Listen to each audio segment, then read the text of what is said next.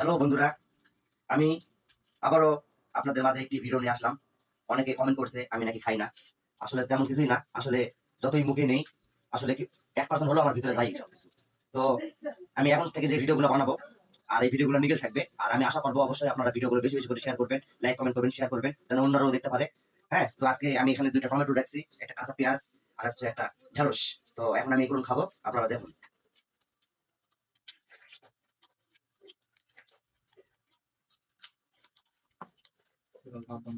খুব স্বাদ হয় আর খুব টেস্ট।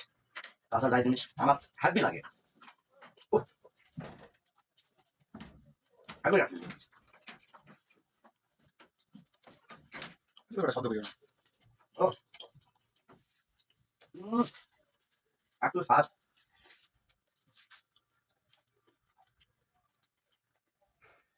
সেই স্বাদ।